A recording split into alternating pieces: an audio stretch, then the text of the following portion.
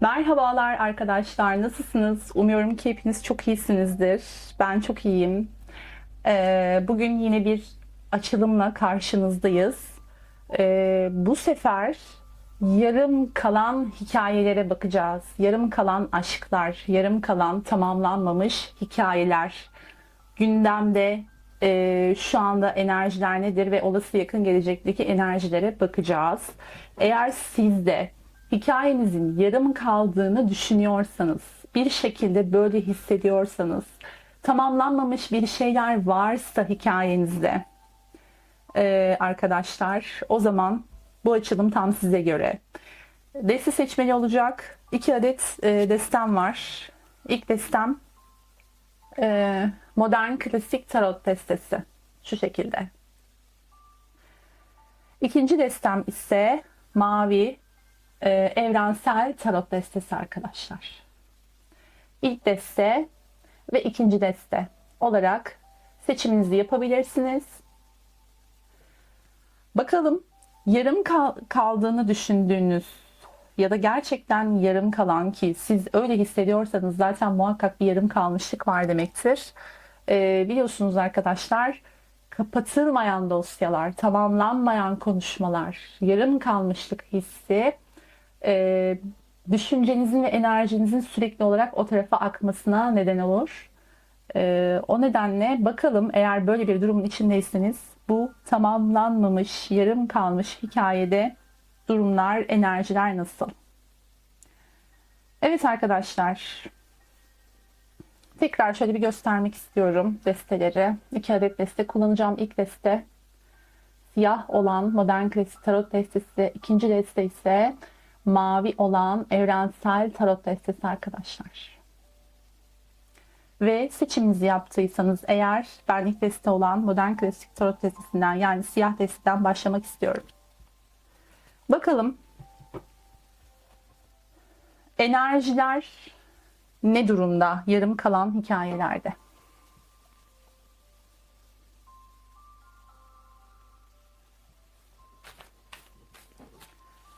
Bu desteği seçen arkadaşlarım için en doğru bilgiyi almaya niyet ediyorum.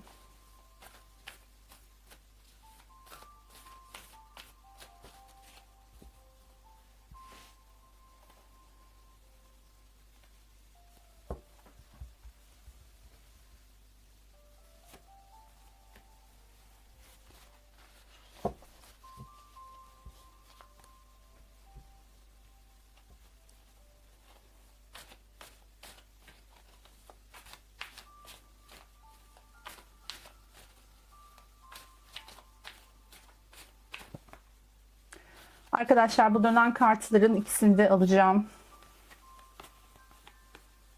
Normalde bir tane alacaktım ama bu 2 kartı da alacağım çünkü resmen fırladılar.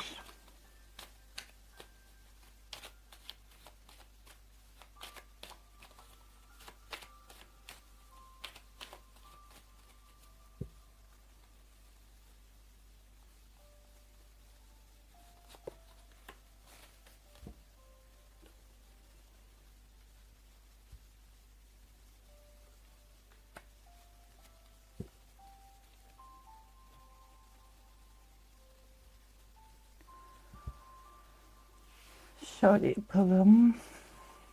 Evet. Tarot kartlarımızı seçelim.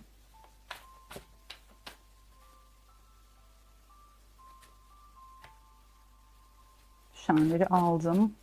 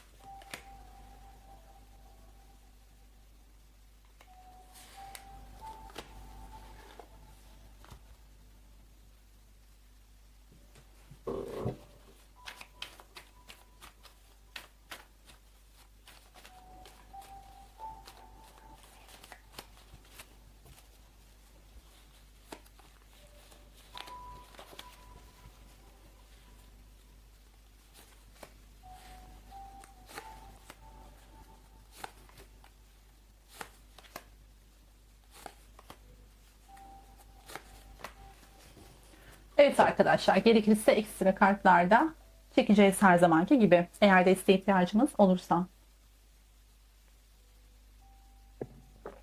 Şimdi bu desteği seçen arkadaşlarım için öncelikle bir güncel duruma ve genel enerjiye bakmak istiyorum.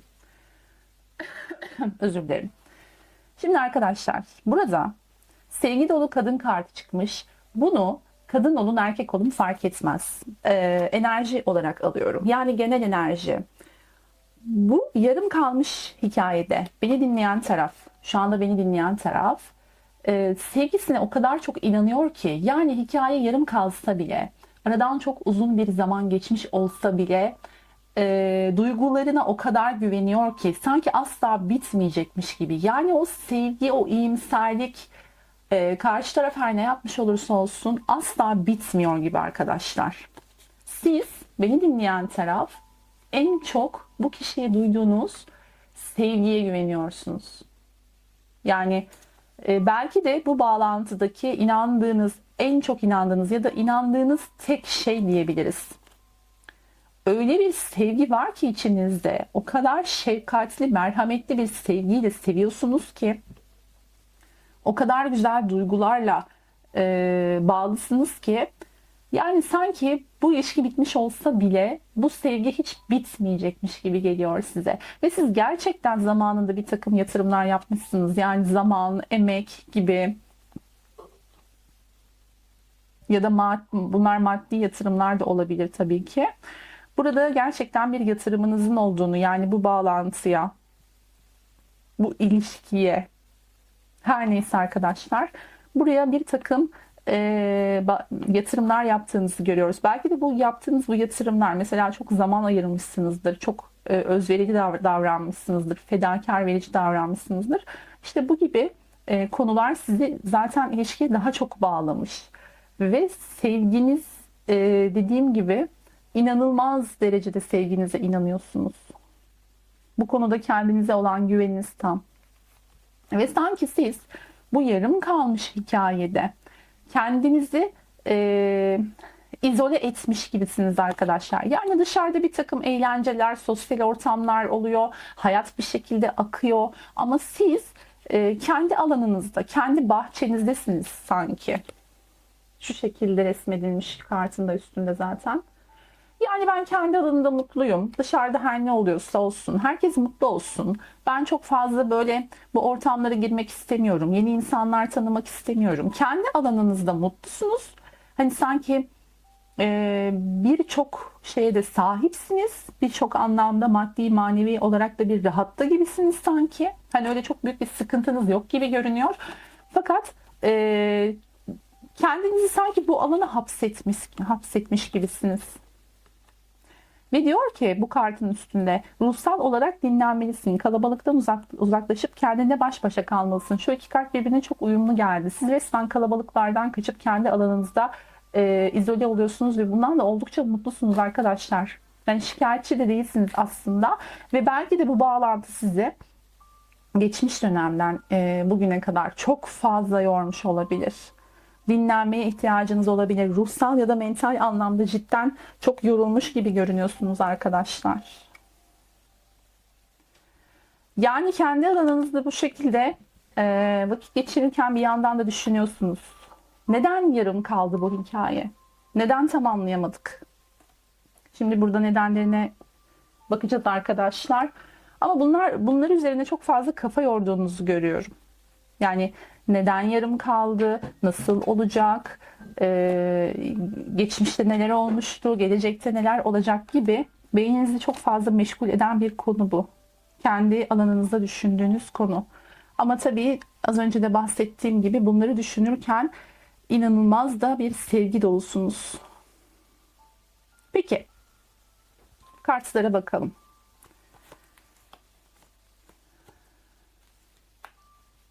Ne anlatacak bize bu hikayeyle ilgili, yarım kalan hikayeyle ilgili? Hmm.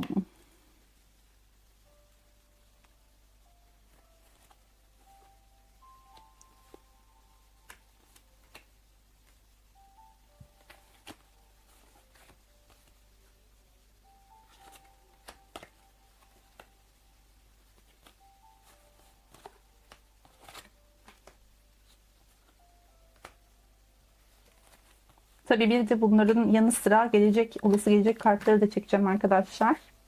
Bunu da şimdiden belirtmek isterim. Şimdi arkadaşlar, bu bağlantının, bu yarım kalan hikayenin geçmişine baktığım zaman burada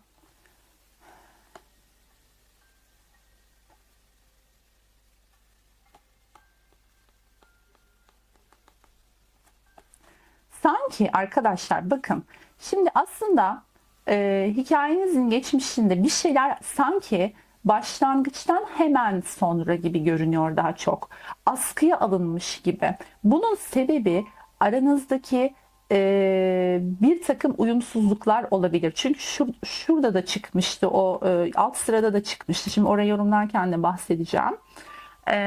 Burada bir takım uyumsuzluklarınızın ya da farklılıklarınızın olduğunu görüyorum. Bu her şey olabilir arkadaşlar. Aile yapısı olabilir, toplumsal statü olabilir. Daha çok böyle geleneksel aile yapısı üzerinde. Yani bu uyumsuzluk var. Evet, varmış ve dile getirilmemiş olsa bile zihinden geçmiş, düşünülmüş şeyler bunlar arkadaşlar. Sanki böyle bu durum ilişkinin başladıktan hemen sonrasında bir askıya alınmasına sebep olmuş gibi görünüyor. Bir alt sıraya da bakacağım. Buraya tekrar döneceğim. Bakın. Burada gerçekten somut anlamda bir yola çıkılmış. İlişkiye başlanmış. Ve gerçekten bu ilişkiye ilk başladığı zamanlarda çok eğlenceli vakitler geçirilmiş olabilir. Kişi kendini çok iyi hissetmiş olabilir. Her iki tarafta böyle çocuklar gibi işte kendini mutlu hissetmiş, karnında kelebekler uçuşmuş olabilir. Çok güzel zamanlar geçirilmiş olabilir. Bu heveslerle, bu niyetlerle ya da bu ruh halleriyle başlanılmış bir ilişki var burada arkadaşlar. Fakat hemen sonrasında bakın yine uyumsuzluk. Yani aranızda bir uyumsuzluk, bir şeylerin oturmaması var burada arkadaşlar. Buna kart çekerim. Çünkü nedenini merak ettim. Yukarıda da çok açık bir şekilde aslında anlatılmamış. O yüzden burayı böyle bırakmayacağım. Tabii ki netleştireceğim. Fakat dediğim gibi bu şekilde başlayan bir ilişki, uyumsuzluk noktasında bir askıya alınma var burada arkadaşlar. Siz belki de tam o dönemlerde bir hatırlamaya çalışın rüyalarınızı arkadaşlar. Belki de rüyalarınızda size bazı şeyler mesaj olarak verilmeye çalışıldı.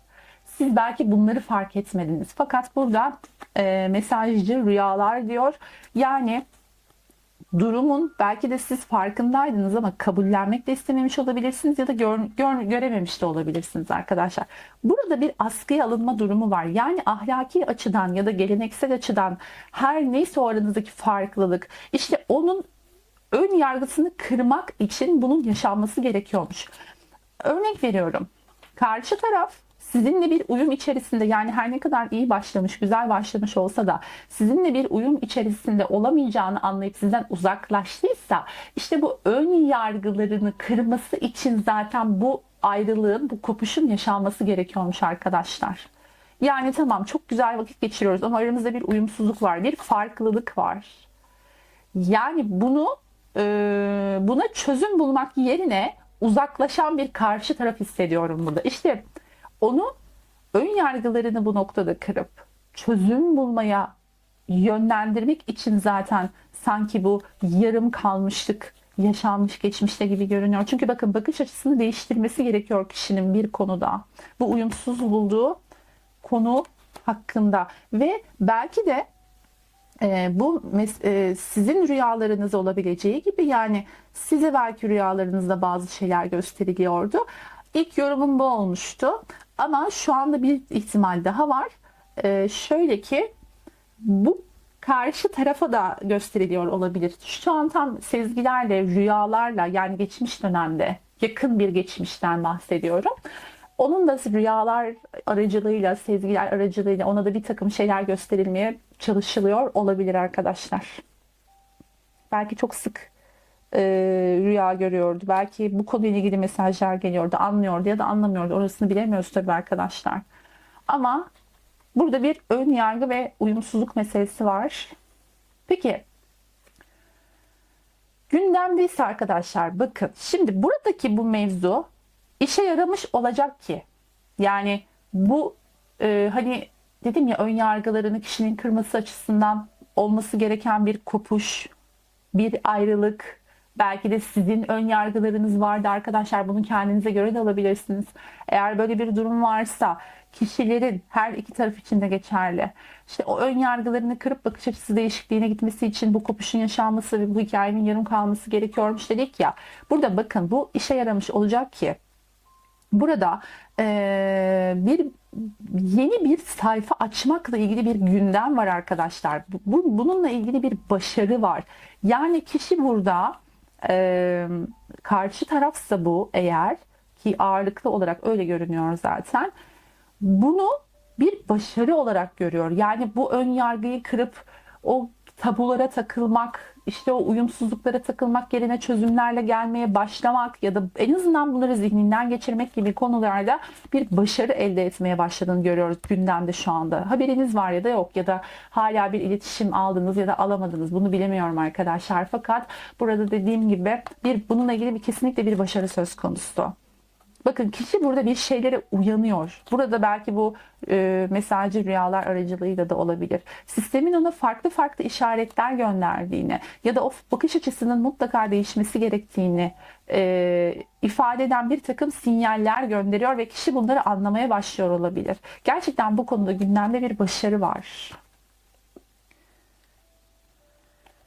Bunun bu ön yargılarında arkadaşlar kontrolden ve çocukluktan gelen bir takım kalıplardan ileri geldiğini söyleyebiliriz. Burada çocuklukla ilgili halledilmesi gereken bazı şeyler var. Örnek veriyorum, yetiştirilme tarzı mesela çok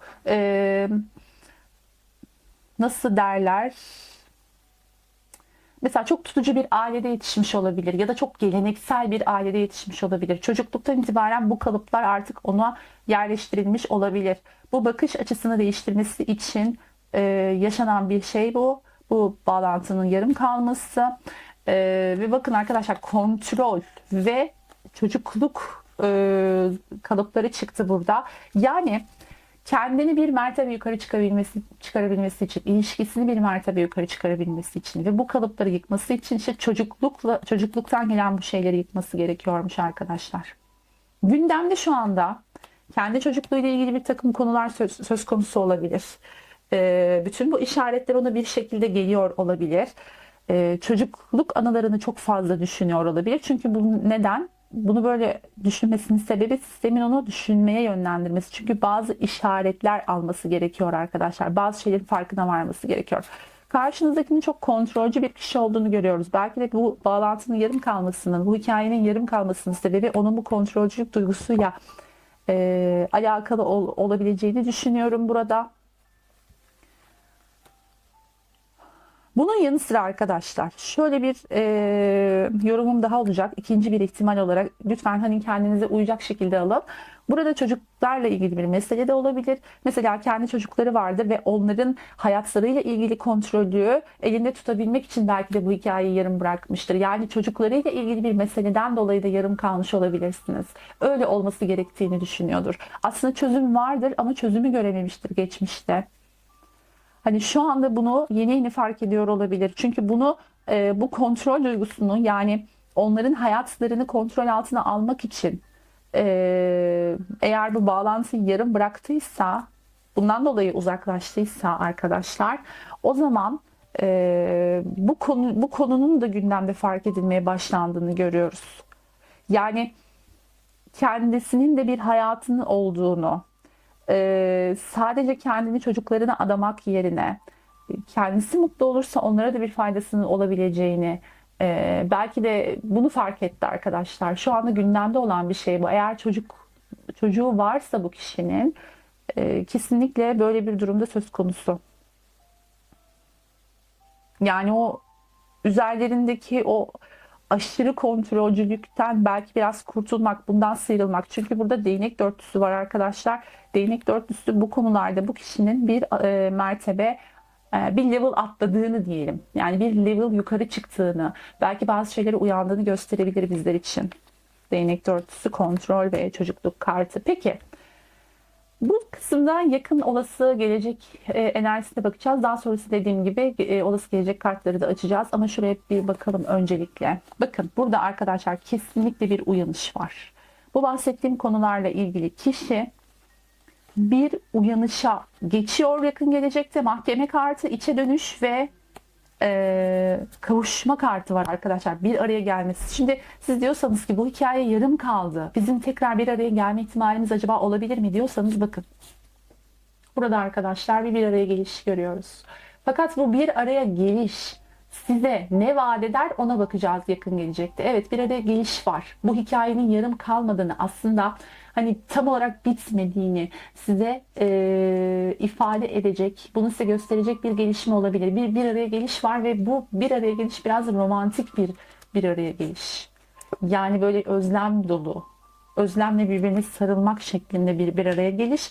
Burada bakın bu içe dönüşün. Hani bu arada bu sizin aklınızdaki kişinin, yani yarım kaldığınızı düşündüğünüz kişinin enerjisi de olabilir. Şurada ilk bahsettiğim enerji ne diyor? Ruhsal olarak dinlenmelisin, kalabalıktan uzaklaşıp kendinle baş başa kalmalısın demiştik ya. Burada da kendi alanında, dışarıyla pek işi olmayan, kendi alanında düşünen birisi var. Yani kendi yerinde mutluymuş gibi görünen dışarıdan ama bu çok düşünen, bu konuyla ilgili kafa yoran bir kişi var demiştik. Bunu sizin enerjiniz olarak almıştık. Karşı tarafın enerjisi olarak da bunu alabiliriz. Eğer böyleyse arkadaşlar zaten burada bir içe dönüş sonrasında nedir? İşte buradaki bu içe dönüşten bahsediyor. Bir uyanış, mahkeme kartı. Yani ne demek? Gerçeklere uyanmak demek. Burada bakın rüyalarla ona bildirilen bu mesajların bir şekilde burada da yine bir uyanış var. Yani bazı konuların farkına varmış, kendisiyle ilgili ön yargılarını kırması gerektiğini anlamış bir kişinin uyanışından bahsediyoruz. Çok güzel arkadaşlar burası. Olası yakın gelecekte bir buluşmanız, konuşmanız var gibi görünüyor bu uyanışın ardından. Ve bu dediğim gibi böyle bir romantik bir buluşma ve konuşma. Ama ne vaat eder tabii ki ona bakacağız arkadaşlar. Bakın, ruh rehberleri tarafından destekleniyor. Yani ruhsal bir takım üstadlar tarafından da kişi destekleniyor. Sistem tarafından diyelim. Sistem tarafından da desteklenen bir kişi bu. Fakat hala evet burada bir takım uyanışlar var. İçe dönüş sonrası ve buluşmalar var dedik. Fakat hala ben burada bir kılıç yedilisi görüyorum arkadaşlar. Yani bu kılıç yedilisi ne demek? Arkadan yine böyle bir iş çevirmek ama böyle tatlı bir hınzırlık, tatlı bir kurnazlık diyelim. Burada hissettiğim şey o. Evet, bu şekilde geliyor fakat bu kılıç yedilisi neden çıktı burada? Şimdi evet, sistem tarafından gerçekten destekleniyor. Burada spiritüel olarak spiritüel ağırlıklı 2 adet kart çıkmış. Çok güzel evet, ama bu kılıç yedilisi buraya niye geldi şimdi? Ben bunu merak ettim. Nedir bu kılıç yedilisi? Neden hala arka yollardan dolanmak gibi bir ihtiyacı var bu kişinin?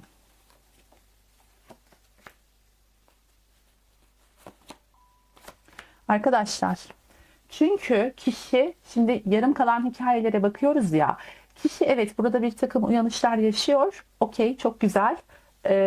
Fakat burada bu süre içerisinde, yani ayrı kaldığınız süre içerisinde, kaldığı andan itibaren siz de yerinize saymamışsınız arkadaşlar. Siz de güçlenmişsiniz ya da en azından kişi böyle düşünüyor. Diyor ki şimdi tamam, ben uyandım. Bazı bakış açılarımı değiştirdim. Ve onunla mutlu olacağımı da anladım. Hatta ona da bir adım attım. Oturduk, konuştuk. Çok da güzel zaman geçirdik. Tamam mı? Yani yakın geleceğin enerjisi demiştik ya bu. Fakat bu kişi de çok değişmiş. Evet, ben değiştim ama bu kişi yerinde saymadı. Yani sizden bahsediyor arkadaşlar. O da çok değişti. Belki sizin bu esnada, o arada kendinizle ilgili çalışmalar yaptınız ki bu, eğer böyle yaptıysanız harika bir şey arkadaşlar. Yani oturup böyle sadece üzülüp beklemek yerine bu bağlantının sebebini anlamaya çalışıp kendinizle ilgili bazı şeyleri geliştirmek için uğraşmışsınız gibi görünüyor. Dişil enerjinizi belki yükselttiniz arkadaşlar. Ve bu durum onun da aranızdaki bağlantıdan dolayı onun da belki kendini bir şekilde geliştirmesine neden oldu. Kişi burada diyor ki ama karşımdaki de çok kendini geliştirmiş, güçlenmiş bir kere. Yani sizi güçlü görecek, sizi Ee, Bazı şeyleri aşmış, dişil enerjisini yükseltmiş, daha sakin, daha alıcı. Çünkü bakın alıcılık var. Burada bir alıcılık kartı var. Bu dişil enerjiyle ilgili biliyorsunuz ki alıcılık. Yani gayet böyle kendini bilen, sakin, anda kalan, sisteme ve akışa güvenen bir enerjide görecekse eğer sizi bu esnada arkadaşlar, işte sizin belki de artık onu eskisi gibi beğenmeyeceğinizi, frekansınız yükseldiği için onu artık belki kabul etmeyeceğinizi düşünecek ve bu yüzden bunu göze alamaz arkadaşlar. Yani böyle bir durumu göze alamayacağı için bazı tilkiliklere başvurabilir burada. Tatlı kurnazlıklara başvurabilir diyor. Çünkü bir şansının olmasını isteyecek. Yani bu şansı kaybetmek istemiyor. Sizinle eski günlerdeki gibi bakın şimdi burada bir kupa üçlüsü bir de nerede vardı? Şurada bakın bu iki kart da aynıdır. Sizinle tıpkı bu eski günlerdeki gibi şu şekilde olmak istiyor kişi çünkü. Biz böyleydik, kupa üçlüsüydük ve yine öyle olmalıyız. Yani sizin tarafınızdan kabul edilmemek bu kişiyi gerçekten çok yaralar gibi görünüyor. Evet ben bazı dersleri aldım, aklım başıma geldi ama karşımdaki de beni aynı şeyle sevsin. Çünkü ne var burada? Bir sevgi dolu kadın kartı var. Yani kadın erkek fark etmez. Bunu kaybetmek istemiyor. Sizi yine bu modda görmek istiyor arkadaşlar. O nedenle de bir takım tilkiliklere başvurabilir dedik. Peki. Hemen olası yakın gelecek yani bu bahsettiğim şeylerin sonrası da neler olur? Sonraki aşamasında neler olur? Hemen ona bakalım. Oo, kartlar dağıldı bir saniye arkadaşlar. Şimdi biraz sabırsız sanki.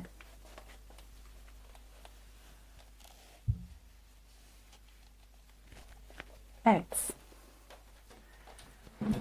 Şimdi şuradan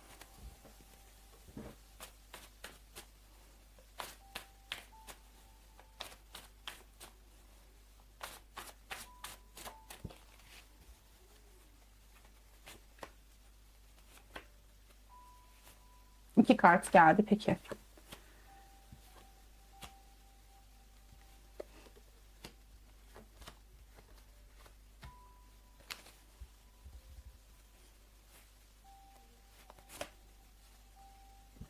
Arkadaşlar az önce bahsettiğim ihtimal sizin frekansınızın yükselmiş olması ve o kişiyi artık beğenmeme ya da eskisi gibi sevgi dolu olmama, istememe ihtimalinin sanki gerçekleşeceğini görüyoruz burada.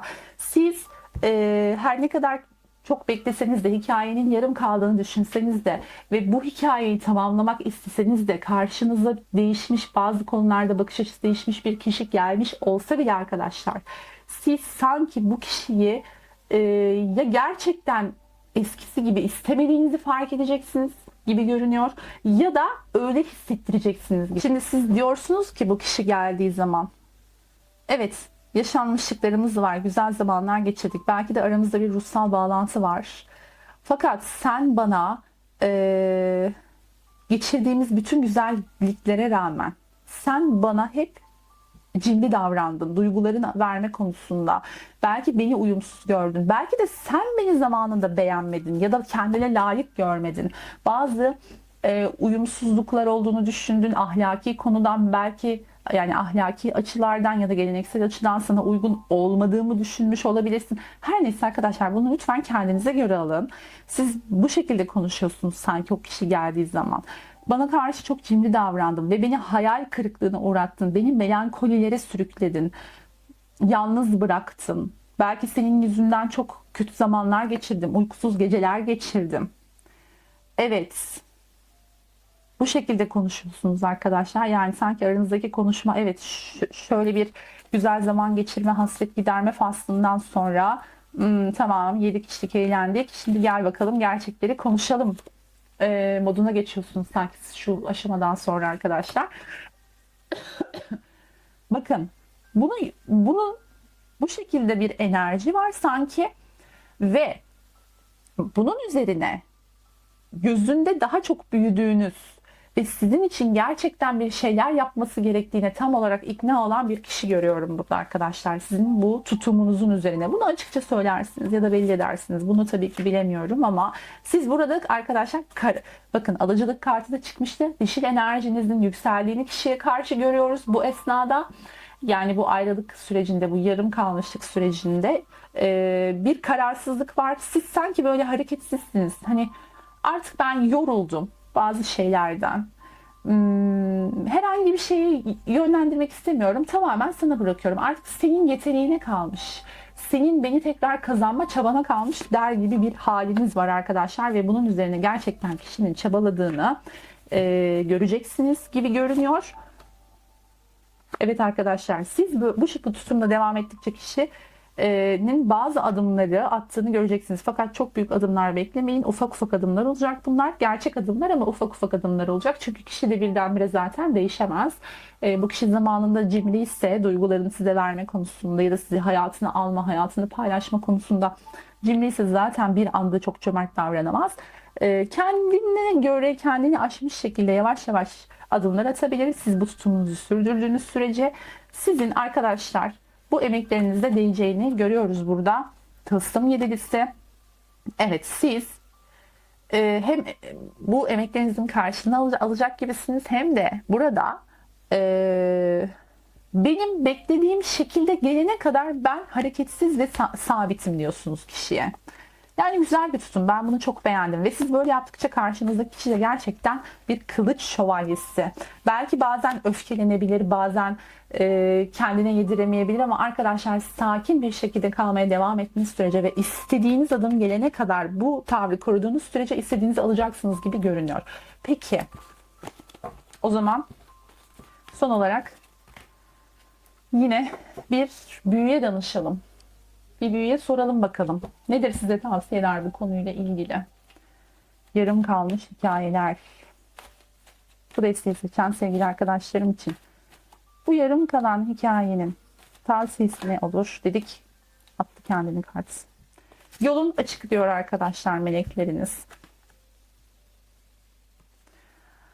Merak etme, yolunda uçarak gidiyorsun. Sanki bir küheylanın kanatlarında uçar gibi. Arkadaşlar siz bu bağlantıyla ilgili bir tedirginlik içerisindeyseniz ya da bir endişe, bir kaygı içerisindeyseniz lütfen rahat olun. Çünkü bu bağlantıda, bu yarım kalan hikayede işler sizin istediğiniz gibi gidecek gibi görünüyor. Bunun rahatlığı içerisinde olmanız çok önemli arkadaşlar. Çünkü yolunuzun açık olduğunu, merak etmemeniz gerektiğini, hatta bu yolda uçarak gittiğinizi, yani tahmininizden de güzel bir şekilde ilerlediğinizi ve sistem tarafından da desteklendiğinizi söylüyor melekler.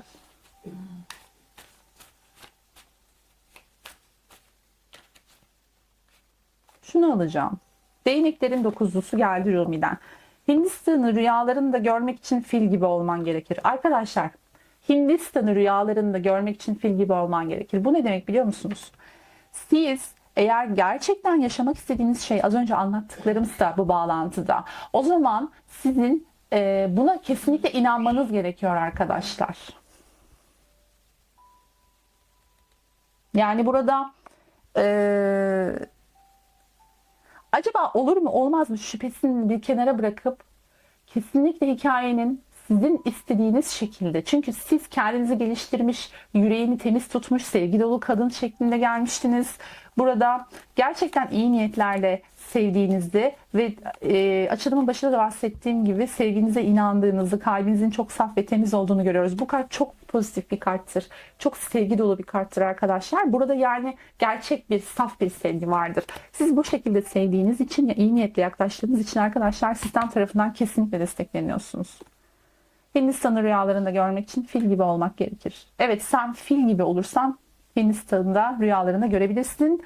Ayrıca rüya demişken burada çıkan bu mesajcı rüyalar kartına da bir atıfta bulunuyor olabilir. Siz yine de rüyalarınıza dikkat edin arkadaşlar. Rüyalarınızda size bir takım mesajlar da geliyor olabilir. Bakın, Rumi buraya da atıfta bulundu. Rüyalarla bir takım mesajlar alacak olabilirsiniz. Evet, melek kartıyla şifa çalıştırmak istiyorum. Bu desteği seçen sevgili arkadaşlarım için, Sistemden gelen en yüksek şifanın akmasına ve buna kanal olmaya niyet ediyorum. Evet arkadaşlar. Umarım sizlere yol gösterici olmuştur. İlk desteği seçen sevgili arkadaşlarım. Hepinizi çok seviyorum. Aşkla kalın, hoşça kalın. Ben hemen ikinci desteğe geçiyorum. Evet, açılıma ikinci desteğiyle devam ediyoruz arkadaşlar. Bakalım. Bu desteği seçen sevgili arkadaşlarım için yarım kalan bu hikayedeki enerji, şu andaki enerji nedir? Bu desteği seçen sevgili arkadaşlarım için evrenden en doğru bilginin akmasına niyet ediyorum.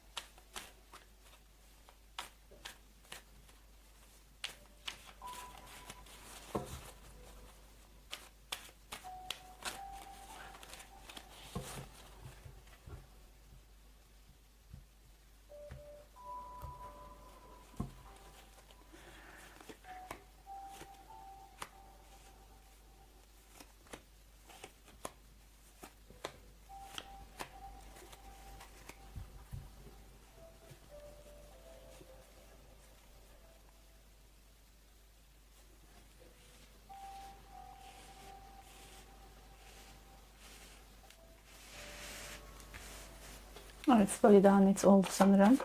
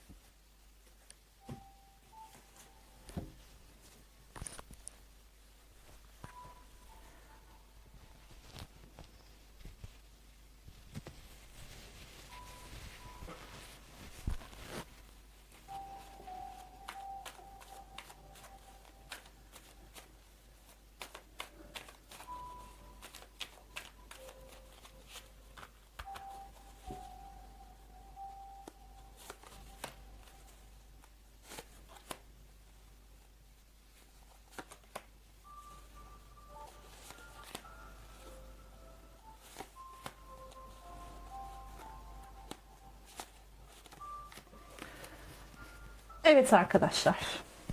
Öncelikle bağlantının yarım kalan hikayenin enerjisine bir bakalım. Bakın burada tatlı ödüller almanızla ilgili bir kart var. 7 numarayla gelmiş. Çok da spiritüel bir rakamdır biliyorsunuz 7 numara. Tatlı ödüller alacağınızı, yani bu uzun süreli bir bekleyiş olabilir. Yarım kalmışlığın ardından çok uzun süre beklemiş olabilirsiniz arkadaşlar. Ya da çok emek çaba sarf etmiş olabilirsiniz. Çok fazla üzülmüş olabilirsiniz. Bununla ilgili tatlı ödüller alacağınızı, yani bunun karşılığını bir ödül olarak alacağınızı görüyoruz burada bağlantı içerisinde. Her ne kadar yarım kaldığını düşünseniz aslında bir şeylerin yarım kalmadığını anlayacak olabilirsiniz. Bakın, maskenin arkası diyor. Siz belki de bu hikayenin yarım kalmasının en büyük sebebi karşınızdakinin çok fazla maskeli davranmış olması, sizden bir şeyleri saklaması ya da sizin böyle düşünmeniz. Yani sizi dürüstlük konusunda tatmin etmeyen bir şeyler olmuş sanki bu ilişkinin içerisinde ve maske takılmış. Yani siz hiçbir şeyi aslında olduğu gibi görememişsiniz. Her şey bir maskenin arkasından size göz kırpmış gibi. Ve belki de sizin artık canınıza tak eden bir nokta oldu. Belki siz sonlandırdınız. Ve hikaye yarım kaldı. Yani her ne kadar sonlandırsanız da yarım kaldığını hissediyor gibisiniz sanki. Bir şeyler henüz bitmemiş gibi. Ya da arkadaşlar karşı taraf maskeli davranarak ilişkiyi bitirdi. Yani buna tabii ki şurada daha açık bir şekilde bakacağız. Bunların sonrasında bir de olası gelecek çekeceğiz ve tavsiyeler alacağız tabii ki. Ama şu anda genel olarak ilişkinin enerjisine baktığımda bir maske söz konusu. Burada dürüst olmayan davranışlar, mış gibi davranışlar. Fakat bununla ilgili bir ödül alacağınızı, yani bununla ilgili sıkıntı çektiyseniz belki de gerçeklerin açığa çıkacağı, maskelerin düşeceği bir enerji var şu anda arkadaşlar ve diyor ki bakın boşlukta olduğunu düşünüyorsun. Zaten yarım kalmışlık hissi de böyle bir şeydir. İnsan kendini bir boşlukta gibi hisseder. Burada da diyor ki boşlukta olduğunu düşünüyorsun fakat hiç beklemediğin bir anda yardım ve destek alacaksın diyor kart. Ve hemen tekrar şunu göstermek istiyorum. Hiç beklemediğiniz bir anda bir yardım ve destek gelecek ya sistemden ya da bir şekilde arkadaşlar. İşte bu da bu tatlı ödüllerin açıklaması da olabilir.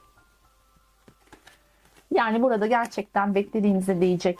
Hikayenin yarım kalmış ve size acı vermiş bu hikayede bu maskelerin düşecek olduğuna dair bir işaret arkadaşlar. Burası güzel. Peki bakalım. Geçmişte neler olmuş?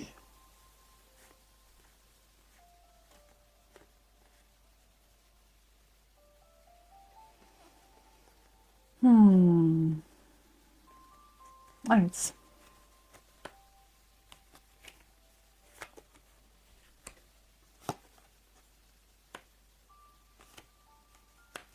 Arkadaşlar bu insan bence sizin hikayenizin yarım kaldığı bu insan size hiçbir zaman hak ettiğiniz şekilde davranamamış. Ya da siz böyle hissetmişsiniz. Belki yani buna kapasitesi yoktu belki arkadaşlar. Belki de bunu bilerek yaptı ama ben bilerek yaptığını düşünüyorum. Yani burada kapasitesi olmadığı için size hak ettiğiniz şekilde davranamamış bir kişi gibi öyle bir yok gibi sanki arkadaşlar. Burada da daha çok size hak ettiğiniz gibi davranmak istememiş birisi var. Yani böyle olması gerektiği için belki de. Onun da belki kendince haklı sebepleri vardı bilemiyorum. Fakat burada arkadaşlar aslında siz gerçekten çok değerlisiniz. Onun gözünde de çok değerlisiniz. Fakat bunu özellikle ya da elinde olmayan sebeplerden ötürü her neyse arkadaşlar size hiçbir zaman beklediğiniz o teklifi ya da beklediğiniz adımları istediğiniz gibi atamamış bir kişi var burada. Çok net bir şekilde arkadaşlar.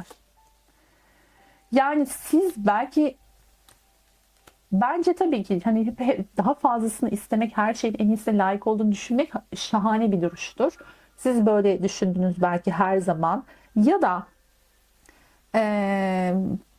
yani buna karşılık veremedi kişi ya da böyle düşünmemiş olsanız bile arkadaşlar mesela çok ufak bir şey olabilir. Siz daha farklı zaman geçireceğinizi düşünmüş olabilirsiniz ama kişi her seferinde sizi hep böyle tatminsiz bırakmış gibi sanki. Hep bir yarım kalmışlık hissi. Hep böyle bir olmaması yani var ama yok. Yani adım geliyor ama geliyor yani sadece gibi düşünebiliriz. Bu şekilde geçmişte böyle bir enerji var bağlantınızın içerisinde arkadaşlar. Siz ama hiçbir zaman pes etmemişsiniz. Yani bunun böyle olmasına rağmen siz her zaman bir gün bu durumun değişeceğini, her şeyin istediğiniz gibi olacağını dileyip durmuşsunuz bu bağlantının içerisinde arkadaşlar. Yani evet şu anda bu benim istediğim gibi ilerlemiyor bu bağlantıda bazı şeyler ama bu değişecek. Ben buna inanıyorum. Bunun karşılığını alacağım. Bir gün olacak. Belki çok dua ettiniz. Belki de çok dilediniz. Belki bununla ilgili fikirsel olarak işte yaratımda bulunmaya çalıştınız. Bu tarz çalışmalar da yapmış olabilirsiniz arkadaşlar. Fakat bunun olacağına olan inancınız inanılmaz yüksekmiş. Ama dediğim gibi hep bir yarım kalmışlık olmuş bu bağlantının içerisinde. Evet. Şurayı da açmak istiyorum.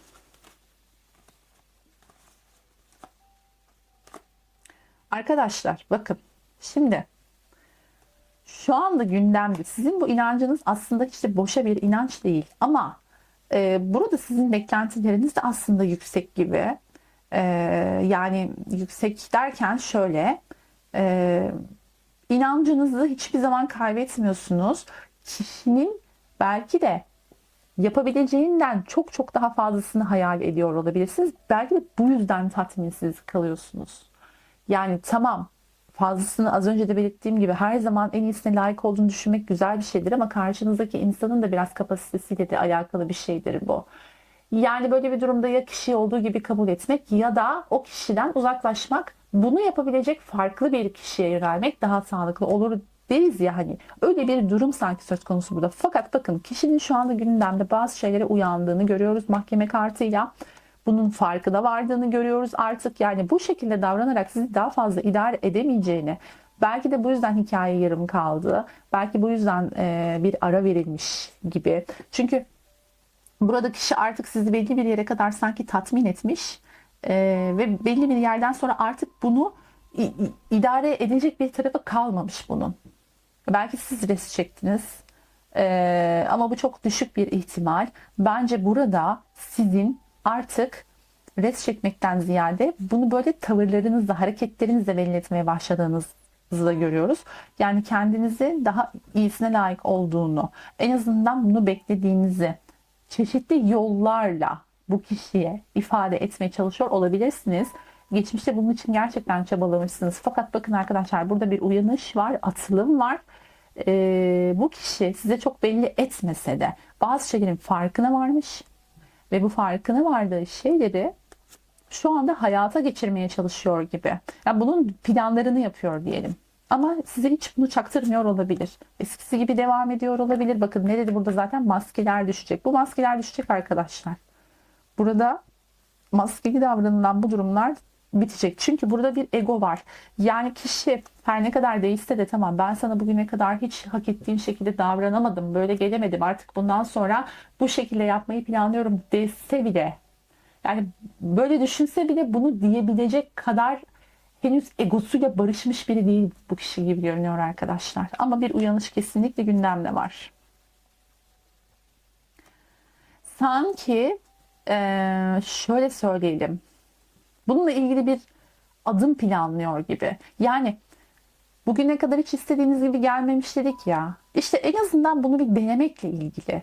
Çünkü burada gerçekten bu nasıl oldu bilmiyorum ama burada bir sizin artık tatmin olmadığınız ya da sizi daha fazla bu şekilde idare edemeyeceğini anlamasıyla ilgili bir uyanış söz konusu işte. Mahkeme kartı. Ama dediğim gibi belli etmiyor bunu. Evet, değnek ası bununla ilgili kesinlikle bir gündemde bir adım olacak. Çünkü bakın, burada bir karşılaştırma kartı çıktı arkadaşlar. Belki de şöyle de olabilir. Hikaye yarım kaldı esnada belki de ya aman sen de işte daha fazlasını istiyorsun benden. Ben de şu anda bunu yapacak kapasiteye sahip değilim ya da bunu yapmak istemiyorum deyip başka bir kişiye ya da başka bir enerjiye doğru yönlendiyse arkadaşlar, burada istediğini bulamamakla ilgili, aradığını bulamamakla ilgili. Yani daha azıyla tatmin olanlar var. Ben niye kendimi yorayım ki? Gider onlarla zaman geçiririm, onlara vakit harcarım diye düşünüp eğer gittiyse bu şekilde, sizden gidip başka biriyle görüştüyse ya da bir ilişki yaşadıysa, bunu biliyorsanız arkadaşlar, yani bu ihtimal size uyuyorsa kendinize göre alın lütfen. Eğer böyle bir durum olduysa da sizin aslında bir başkasıyla karşılaştırılamayacak kadar değerli olduğunuzu, çünkü burada bir de imparatoriçe çıkmıştı, bunu fark etmiş olabilir. Yani şunu anlatmaya çalışıyorum. Buradaki mahkeme kartı, uyanış kartı bununla da ilgili olabilir. Kişi böyle bir hareket, hamle yaptıysa bence çok güzel olmuş. Çünkü burada kişi buna uyanmış. Sizinle diğer enerjileri karşılaştırdığınız zaman, yani tamam, azla yetinen başka bir kişiye gitmek belki onun için daha az yorucu oldu. Fakat burada sizin kıymetinizin anlaşıldığı bir enerji var arkadaşlar. Yani belki de böyle bir şey olmasaydı kişi eski enerjisine devam edecekti. Burada bir enerji değişikliği görüyoruz. Bir düşünce değişikliği görüyoruz kişide. Yani bir düşüncesi var bu hikayeyi yarım bırakmamakla ilgili, devam ettirmekle ilgili. Fakat bunu kesinlikle belli etmiyor. Bunu söylemeliyim arkadaşlar. Olası yakın gelecekte.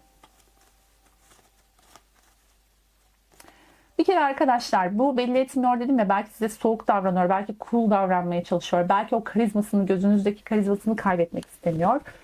Bu arada insanların soğuk davranarak, iletişimsiz ve mesafeli davranarak, acı çektirerek karizmatik olduklarını, yani karşısındaki insanın gözünde daha karizmatik ve cool olduklarını düşünmesi kadar acı bir gerçek yoktur herhalde arkadaşlar. Bu şekilde düşünen bir insan için çok çok acil şifalar diliyorum Allah'tan, Rabbimden. Çünkü kulluk, karizmatiklik ya da karşındakinin gözünde çok yüksek değerde olmak demek, ona soğuk davranmak, acı çektirmek ya da kötü davranmak demek değildir arkadaşlar. İşte bu bazı kişiler bunu böyle zannediyor. Bunda böyle çok yani bu açılımdaki söz konusu kişiyle çok alakalı olmamasıyla birlikte söylemek istedim konu açılmışken, naçizane. Evet, şimdi burada bakın yakın gelecekte bu kişi size mesafeli, soğuk davranıp hiç belli etmiyorsa, yani bunları uyanmışken ve bunları düşünürken, bazı adımlar planlayıp sizin kıymetinizi daha çok anlamışken bu dönemde, eğer bunları size belli etmiyorsa bir kere bu buzlar eriyecek arkadaşlar. Burada hava elementinin enerjisini görüyoruz yakın gelecekte. Yani nedir? Terazi, ikizler ve kova burcunun kova burcuna mensup olabilir ya da bu burçlardan değilse bile hava elementinin enerjisini çok yüksek bir şekilde göstereceğini görüyoruz. Biliyorsunuz arkadaşlar, elementler tek sabit bir element bir insanı sadece ömrü boyunca etkilemez. Biz sürekli elementlerin arasında gidip geliriz ruh halimize ve durumumuza göre. İşte yakın gelecekte, yani şu anda ateş enerjisinde olan bir kişi bundan birkaç ay sonra hava elementinin enerjisine geçebilir. Bunlar böyle değişken şeylerdir. O yüzden sabit bir yorum yapmak istemedim burç olarak. Zaten genellikle burç olarak yapmıyorum ben yoruma. Element olarak yapıyorum ama arada burçları da söylüyorum. Burada zaten yazdığı için arkadaşlar direkt hava grubunun burçları yazıyor kartın üstünde.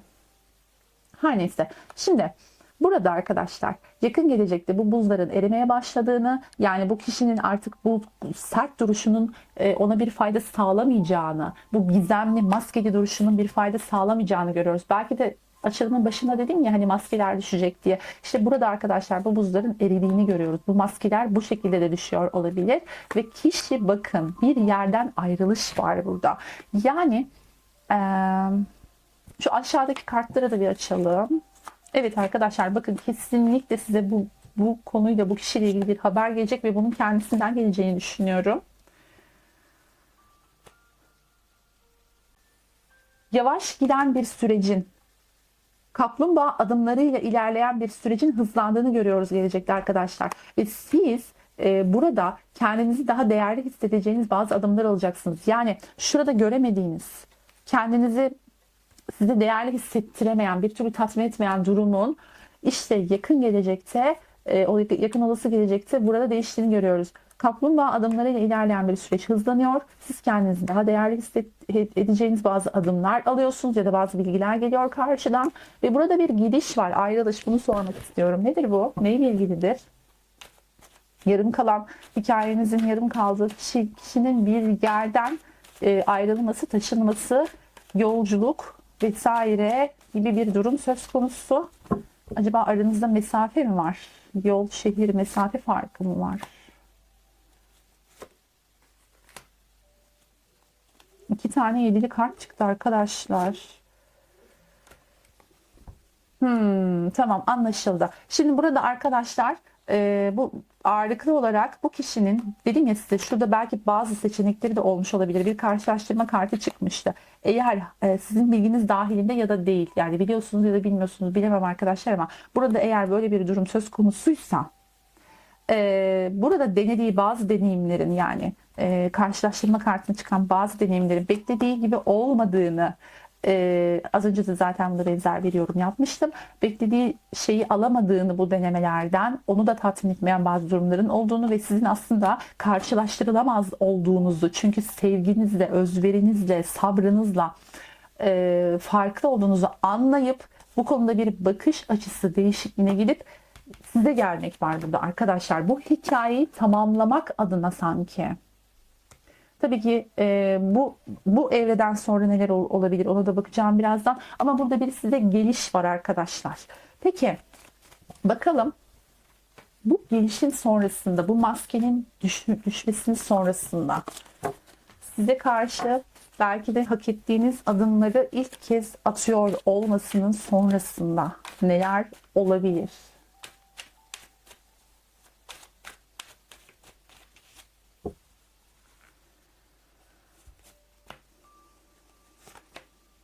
Şöyle bir 3 kart alalım. Gerekirse yine çekeceğim. Evet, denge, kılıç yedilisi buraya da geldi ve kupa ası. Arkadaşlar, hatta 3 kart daha alacağım. Aslında ben aldım cevabımı ama yine de şöyle biraz. Arkadaşlar kesinlikle hak ettiğiniz bu kişinin alacağınızı söyleyebilirim. Diğer ilk destekte de bayağı ortak enerjiler geldi bu arada. Şimdi şöyle, bu kişi bir dengeye gelecek, evet. Yani kendini dengeye getirmeye çalışacak, ilişkiyi de dengeye getirmeye çalışacak. Aranızdaki o uyumsuzluğun giderilmesi için, o tatminsizliğin giderilmesi için. Fakat burada bakın yine bazı ufak tefek tilkiliklere, kurnazlıklara başvuracak olabilir. Çünkü huylu huyundan hemen vazgeçemez arkadaşlar. Bazı huyların, alışkanlıkların değişmesi zaman alır. Her şey bir anda değişemez. Siz de bu konuda biraz anlayış gösterebilirsiniz tabii bu kişiye. Ama bir değişim, bir çaba görüyorsanız karşı tarafta, yani bu hikayeyi tamamlamaya yönelik bir çaba görüyorsanız tabii ki siz de yardımcı olabilirsiniz yani karşı tarafa. Ve bakın burada bir kupa ası ve kılıç ası var. Arkadaşlar bu kişi çok kararlı bir şekilde size bir teklifle gelecek. Çok kararlı bir teklif bu. Biraz da mantık içeren bir teklif. Yani çok böyle duygusu, hem duygu var, evet, kupası ve kılıçası geliyor. Yani duygu da var bu teklifin içerisinde, fakat mantık da var. Yani bu karşılaştırmanın, az önce söylediğim karşılaştırmanın sonrasında mantığını da çalıştırdı. Yani şöyle söyleyeyim. Hem gönlüne yatan hem mantığına yatan bir teklif bu karşı tarafın. Böyle bir teklifle size geleceğini görüyoruz. Çünkü kupa ası çıktı. 3 kart daha seçme ihtiyacı duydum. Çünkü neden duydum bu ihtiyacı? Hani sadece duygusal anlamda mı? Yani duygularının coşup size böyle bir teklifte bulunması mı? Hani geliyor ya size maskelerini düşürüp. İşte o ilk gelişin, yani hikayeyi tamamlamak üzere ilk gelişin ardından yapacağı şey hem duygusal hem de mantıklı bir kararlı. Bakın, para kraliçesi, hak ettiğinizi alacaksınız. Bu parayı elinize hep tutmak istemişsiniz arkadaşlar. Hep bunu yapmak istemişsiniz ama bir türlü yapamamışsınız. Çünkü bu kişi bunu yapmamış arkadaşlar. Özellikle bu kişiden olsun istiyorsanız ve bu hikayenin yarım kaldığını düşünüyorsunuz. Evet, ama o tılsımı elinizde eninde sonunda tutacağınızı görüyoruz burada. Şimdi burada bir öfkelenme söz konusu. Karşı taraf neden öfkeleniyor? Bir tahminimiz tabii ki var ama yine de kart çekeceğiz.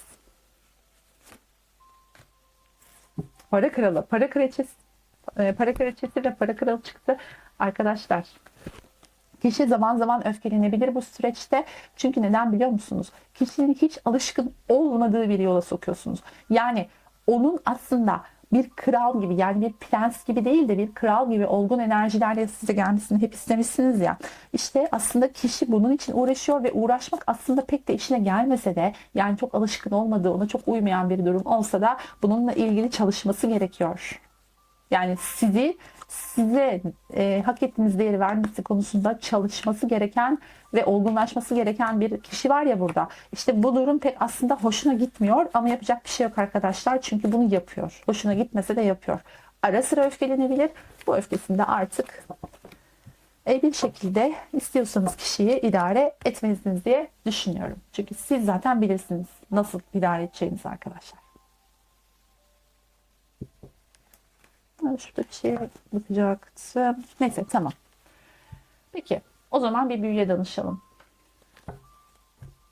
Meleklere ve Rumi'ye danışalım. Size ne tavsiye edilir bu konuyla ilgili?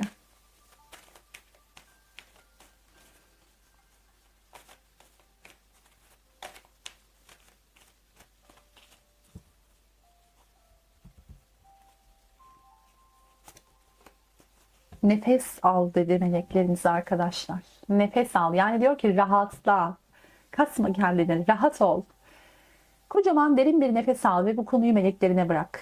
Tüm sıkıntıyı, endişeyi de güzel bir nefeste bırak ve ışılda. Evet, sana yardım ediyoruz diyor.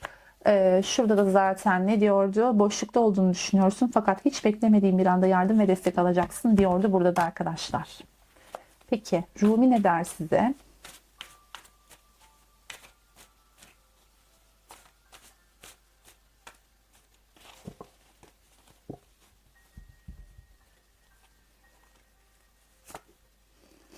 Kılıçların üçlüsü.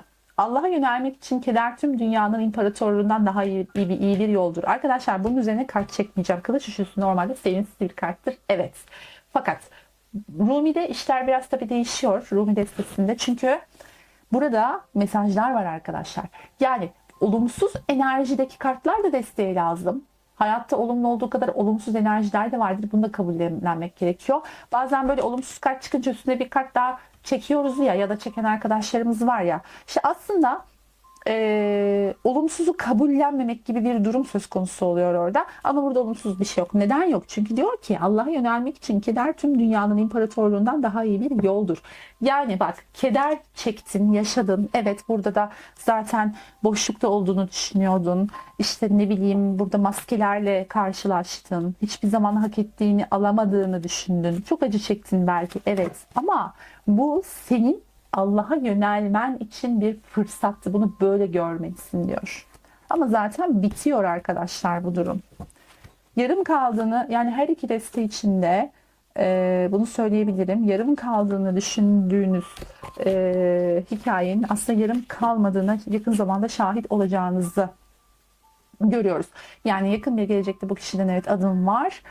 Fakat biraz da tabii ki size bağlı olayın gidişatı. Zaten tavsiyelerde de bunları söyledik.